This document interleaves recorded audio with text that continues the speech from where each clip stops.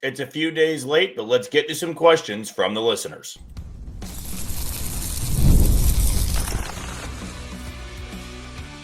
You are Locked On Royals, your daily Kansas City Royals podcast. Part of the Locked On Podcast Network, your team every day. You are tuned in to a special Sunday edition of Locked On Royals and the Locked On Podcast Network. I'm your host, Jack Johnson, and you can find me on Twitter at JohnnyJ_15. That is at JOHNYJ_15. You also can catch us on wherever you listen to your podcast. That can be Spotify, Apple Podcast, Amazon Music, Google Podcast, Odyssey, and YouTube. Just be sure to hit the follow button and subscribe. Before we get started, today's show is brought to you by FanDuel. And right now, new customers can bet just $5. And if your bet wins, you'll get $300 in bonus bets to use across the app. So download the FanDuel app today. Well, even though we typically do these on a Friday, as you always know, if you're a loyal listener, if we miss an episode during the week, we always try to find time to make it up over the weekend. And so since we did our special crossover episode with Locked On A's on Friday, that took place of a Mailbag Friday, so we just pushed it back to Sunday night to give everybody ample amount of time to send in their questions to either YouTube or to Twitter. So let's start things off with YouTube, and question number one coming from Armageddon Sports. First of all, Jack, thank you for all you do, and as always, thank you for the kind words. My question is, what are your thoughts on Major League Baseball having weekday playoff games? I understand there are TV contracts, and the league wants one game on at a time, but it seems a little bit ridiculous that people in Cleveland had to take time off from work while people in New York didn't. This is one of the things that I always have an issue with every time the postseason rolls around. It's not that I'm against baseball being played nonstop from pretty much 12 o'clock to midnight. You get a full 12-hour slate of baseball early on in the wild card rounds. But I understand the frustration of fans that have their team playing at noon or 2:30 during a workday. Because either A, you have to take off work to go to that game, or B, you can't take off work, and now you're not able to watch the game unless you'd be following along via your phone, or maybe you're watching on your computer. Baseball needs to do a better job of making the game accessible to the fans, and it's not always going to be perfect. It's not always going to work out the way you want it to. I just feel that Cleveland really got the short end of the stick when it came to the wild card round. That was a team that had fought all the way back in September to get a chance to compete in the postseason, and all three of their games were during the afternoon of work days. And we saw empty seats at Progressive Field, and it's not so much of they don't have loyalty, because I remember when the Rays had their afternoon slate in 2023, Tropicana Field, which already doesn't have great crowds to begin with, there was nobody there at the game. And that was a little bit of, it's tough to get there during the workday, and you didn't have a fan base that's always selling out the park. Cleveland's never had an issue in showing up, and that place was still loud, but it was very unfortunate for people that wanted to be there, wanted to watch the game, and yet they get 3 straight afternoon weekday games.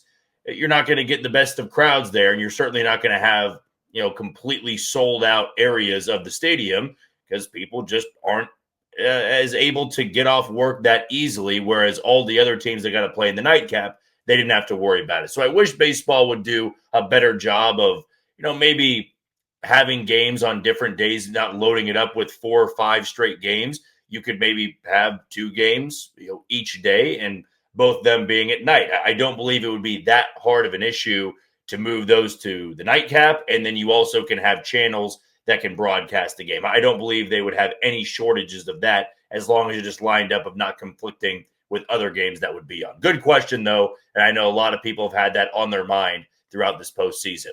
This one's coming from Brad. Should we trade for Matt Wallner? With Jack Caglione being in right field for this team next year, Matt Wallner does a lot of the same things that Caglione does. Now, he is a above league average bat and has been for 4 years.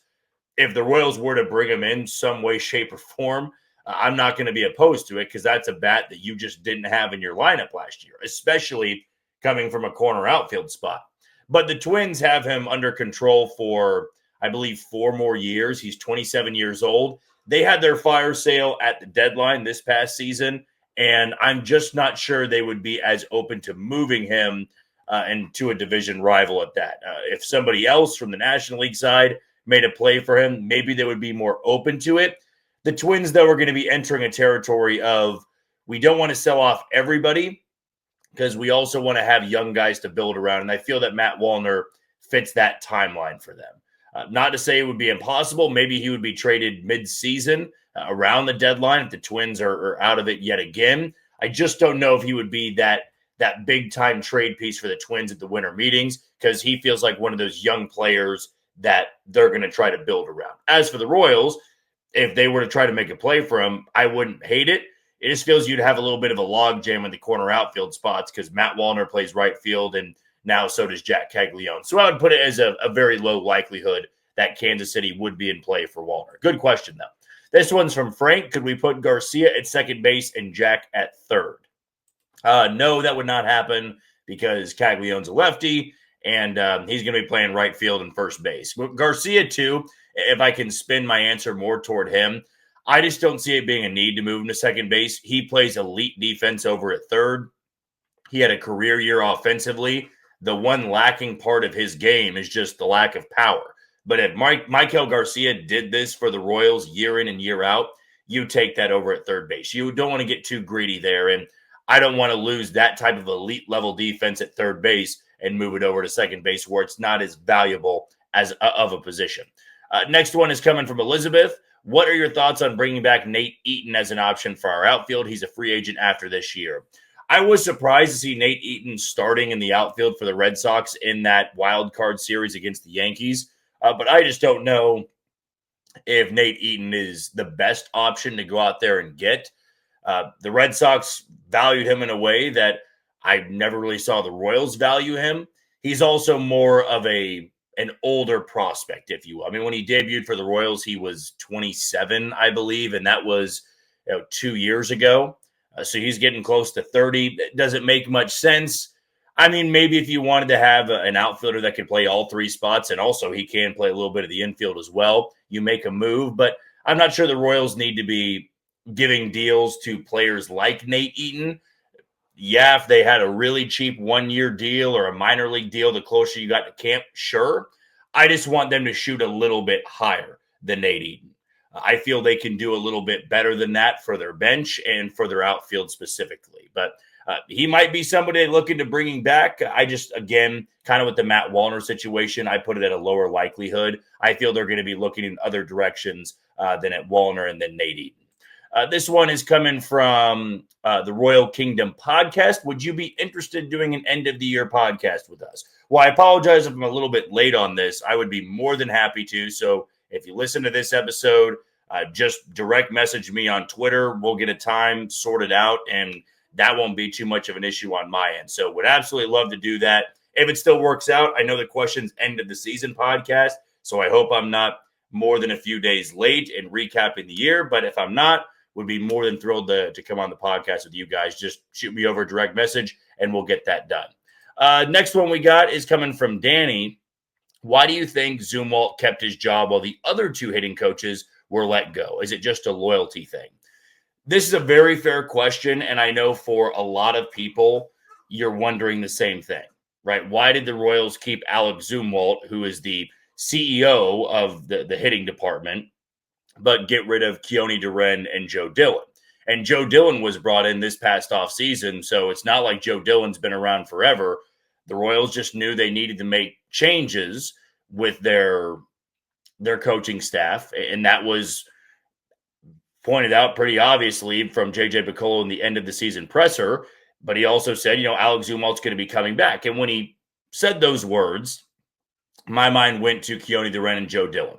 If you say most of the staff is coming back and Alex Zumwalt's staying on the hitting side of things, then that means Joe Dillon is out of a job, Keone Duren's out of a job, or both of them will be out of a job. And we got the word earlier this morning that it is both Joe Dillon and Keone Duren that are no longer going to be on this coaching staff. The reason I would say that they made a change is Alex Zumwalt has always been seen as a very bright individual in the Royals organization. I know that after this year, a lot of people would say, well, that, he was one of the reasons why this offense struggled so much, right? The hitting coach has to fall on the sword, not the other two guys. But we also don't know everything that goes on with prepping these hitters, right? So if Alex Zumwalt is the head guy of the coaching staff or the hitting side of things, which by his title, he is Alex Zumwalt the one that is every single day working with these guys and, he's giving them the tips, he's doing the day-to-day stuff, or is he more so preaching something and the other guys are the ones that are working with the players one-on-one? Because what I will say is this about Alex Zumwalt. Alex Zumwalt worked with Michael Garcia in the offseason, and Michael Garcia credits Alex Zumwalt in improving his offensive abilities. So how can that happen? But then you have these struggles offensively with a lot of other guys. Is it a one-off thing? I don't really know, and that's not something I'm trying to get into. But maybe the Royals evaluated the situation and said, we need to get different voices to help out Alex Zumwalt than firing the entire hitting staff, right? Or removing Alex Zumwalt, but keeping on Keone Duren and Joe Dillon.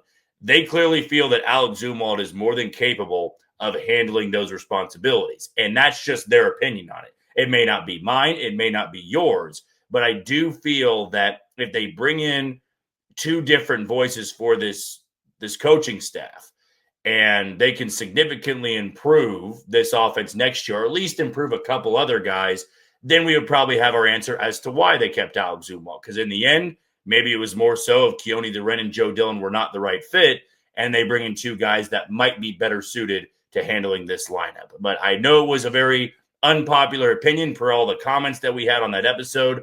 But my opinion is that they feel that Alex Zumwalt is still the right guy for this job. They just need to bring in different voices to help this offense as a whole get to that next step. Let's take our first break of the show. When we come back, still a lot of questions to get to next on Locked On Royals. You are tuned into Locked On Royals and the Locked On Podcast Network. I'm your host, Jack Johnson, and you can find me on Twitter at JohnnyJ_15. Want to give a shout out to our title sponsor in FanDuel. The NFL season is here, and FanDuel has an offer you do not want to miss. Right now, new customers can bet just $5 and get $300 in bonus bets if you win. That's right. Pick a bet, put down $5, and if it hits, you'll unlock $300 in bonus bets to use across the app. So what are you waiting for? Visit FanDuel.com to download the FanDuel app today and get started. I'll look to Monday Night Football between the Chiefs and the Jaguars. I will take the over on rushing yards for Brashard Smith in the Chiefs' backfield, and then I will take the under on receiving yards for Brian Thomas Jr. I feel the Chiefs' secondary is more than equipped of slowing down the Jags' number one option. So those will be those two picks that I'm making on FanDuel for Monday Night Football.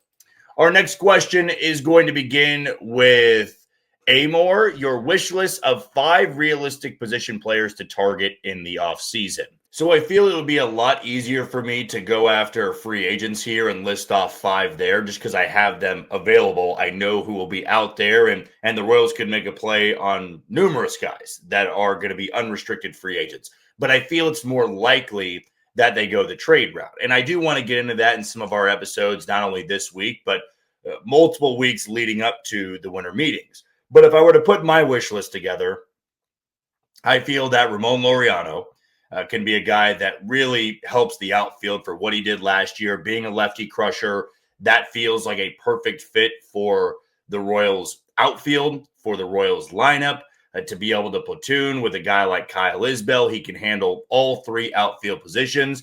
He'd certainly be up there. A second guy that comes to mind, who we talked about last week, was Harrison Bader. If the Royals were to move on from Kyle Isbell, I feel that Harrison Bader could be that guy to take on the responsibility of center field, and you are getting a little bit of an upgrade there.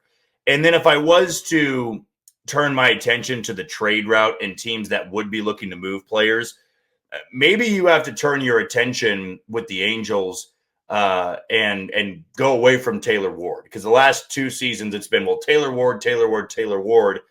I would see what it costs to get Joe Adell in Kansas City. Joe Adell was an absolute masher for the Angels this year, 30-plus home runs, really came into his own. And I have to wonder where the Angels think they are, because they spent some money. They went for it, not really at the deadline, but added some pieces and finished last place in their own division. They have to understand that they need to get value for the players, the best players on their team. And Joe Adell's maybe their hottest trade chip. And for the Royals outfield, that feels like a bat that you could bring in to really upgrade the middle of the order. And you have a player with multiple years of control. So he's maybe the third option there that I would look into. The fourth option, going off the top of my head here, maybe Brandon Lau. Brandon Lau is a name that we brought up more than a few times on the podcast. If the Rays were looking to unload any of their players, I can't quite recall if he was an unrestricted free agent or not, or if he's still got one more year of control. But either way, either a trade or free agency, I would love to see the Royals target a player like Brandon Lau. And then maybe the last option that they could turn to, Trent Grisham. I feel Trent Grisham for the outfield, what he's done for the Yankees. Yes, he was not good whatsoever in 2024. Bounced back in a big way in 2025. Like Harrison Bader, I feel that he would be a nice upgrade for center field, can handle the position, and would give you more offensively than Kyle Isbell does. So those, off the top of my head, as best as I could there, those would be my 5 realistic options that the Royals could go after. Brian's question, Brandon Nimmo has a hefty contract, 32 years old, put up career numbers in 2025. Do you believe he'd be a trade target? I would say because of the contract and the age, no. The Royals, if they are to trade for a player in the offseason, which I just get a growing sense that they will, it's going to be for a younger player with multiple years of control. Very rare of the Royals to target somebody that's on the wrong side, or I wouldn't say the wrong side of 30. I mean, 32 is not old even in baseball standards. It's getting up there. But if they were to take on somebody with a hefty contract, they would have to be under the age of probably 28, in my opinion.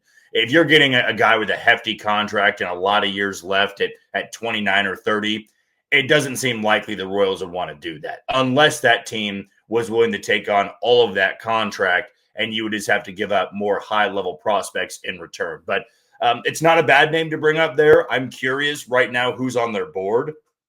No doubt in my mind that the front office already has a list of players that they want to be calling about, reach out to in free agency or through trade.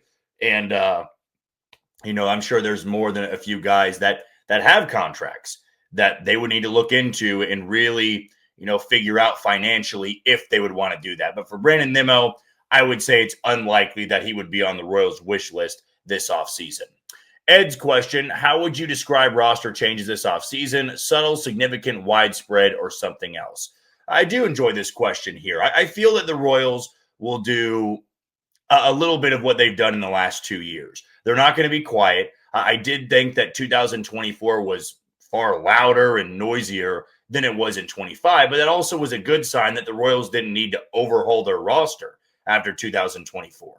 They wanted to add just a few pieces here and there, and now for 2026, the focus needs to become, well, this offense was not good enough, and this middle of the order bat and the outfield depth you've been lacking for the last 2 years, that has to change. You need to bring in difference makers and guys that can really make an impact offensively and not be such a liability defensively.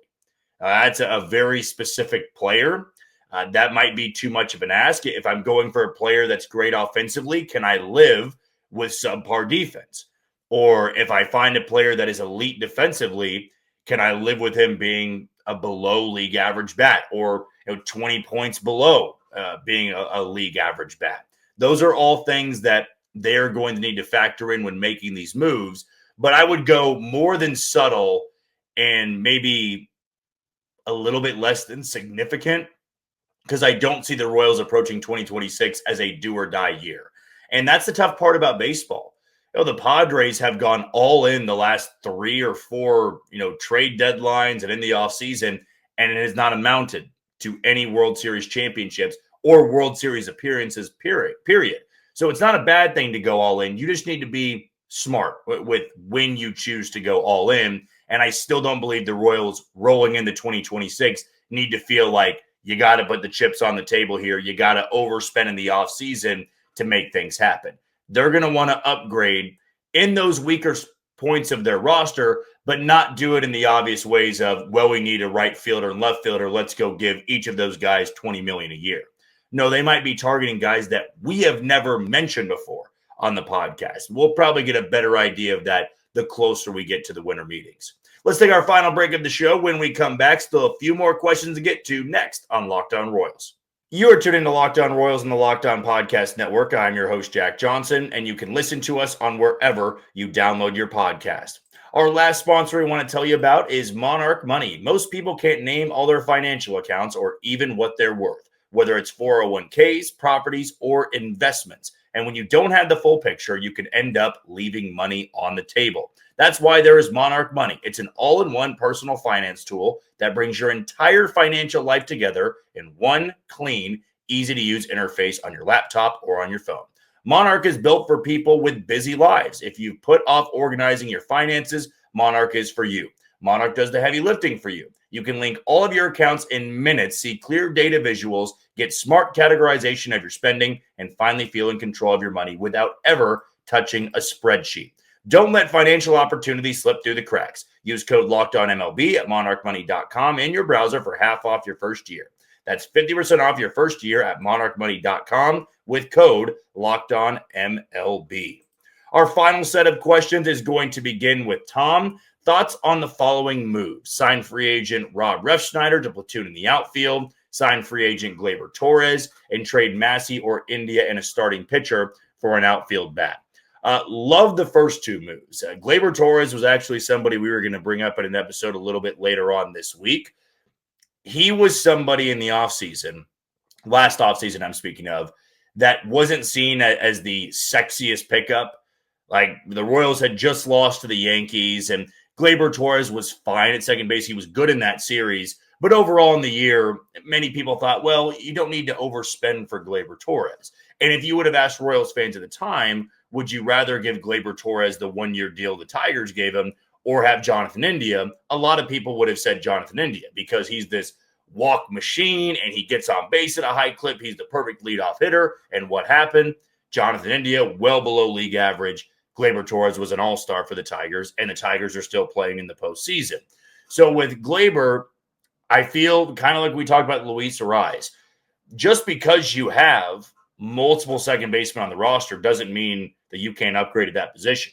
The Royals need to operate in a way of, if you don't like what you have at those spots, then you can try to upgrade through free agency. It's a little bit tougher to upgrade through trade just because you don't want to be giving up a ton of pieces. But at second base, Gleyber Torres will be affordable. Gleyber Torres would be a good bat and a good top-of-the-order bat for this team. You can live with the defense there as well. They got well below average defense from Jonathan India at second. But do I believe J.J. Picollo would make that move of getting Gleyber Torres when you have three second basemen with Adam Frazier, if you did choose to bring him back, Massey and India? I have my doubts there, but if it were me, I would look at Gleyber Torres, the numbers he put up, and say, that's the guy that can be your last missing piece in the infield. Refsnyder, perfect outfield platoon bat. And then to trade Massey or India, I'm not sure even if you included a starting pitcher or a prospect, you would be getting the outfielder that you wanted, because Michael Massey is coming off a career worst year. Jonathan India, pretty much the same thing, and he's worth more than Michael Massey. So you'd have to take on a team that was just really desperate to count on the bounce back year from both of those guys. But one of them would probably have to be traded in some deal, and maybe you would throw in a sweetener with one of those starting pitchers that you do have. But I like all three of those moves. That would be a pretty aggressive start to the offseason if you were Kansas City. This one's from Aiden. Who would be more likely to sign an extension first, Vinny or Michael? I've got my pretty clear answer on this. I feel it'd be Vinny Pasquantino, and that is my gut feeling, that they're going to get an extension done with Vinny Pasquantino before they would get it done with Michael Garcia. Here's why. Vinny has become, next to Bobby, the face of this baseball team. Yes, I'm still including Salvador Perez in here, and kind of goes without saying, Salvi's still an icon of this franchise, but Vinny Pasquantino has the Sasquatch out in left field. He's got the chain of the Sasquatch. He's got the jersey sales. He's the most vibrant guy in the clubhouse. He's so marketable, and he's not making any money. Right? The Royals also want to treat their players well, and he's coming off of the best season of his big league career. It is a no-brainer. to get the extension done with Vinny Pasquantino. And I have 90% confidence that they are going to get something done with Vinny. It feels very unlikely that both sides are not going to come to an agreement before spring training. I feel that should be one of their first moves of the offseason. He's such a marketable player. He's a huge piece of that clubhouse and one of the leaders of this team, if not the most vocal leader. And you got to get something done to reward him for the season that he put together. With Michael, I'm hoping they can get an extension done, but Vinny's done it more than Michael has. As big of a fan I am of Michael Garcia, Vinny has been an above average bat for first base the last 3 to 4 years of his career. Yes, injuries have been there, but this was the first year he didn't have any. And I feel they were waiting for this type of year to come together for him. And now they have it. And he should be rewarded for it. So I feel that he's going to get that extension done first. Then you can pivot into maybe getting something done with Michael Garcia. Because if he puts together another year like he did this year, he is going to become incredibly expensive. This one's from Eli. Would you see Ian Happ as a good trade target this offseason? He has high OBP numbers for JJ, solid power numbers, and consistent production. He is owed $20 million next year, but the Cubs will likely get rid of him because either rid of him or Suzuki because of money owed to Alcantara and Owen Casey.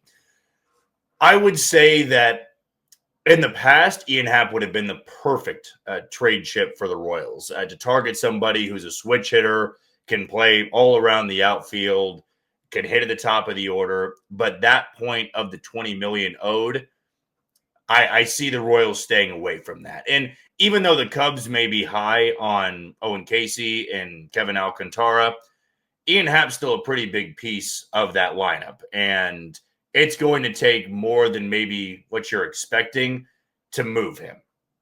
And we would like to think that organizations operate that way. Hey, we've got somebody who's making a lot of money. We've got good prospects that are coming up. Let's move him right now. I would say there's a small percentage of teams that operate that way of, this guy's getting pretty expensive. We've got 2 prospects that we, view as starters for this team for 5, 6, 7 years in a row.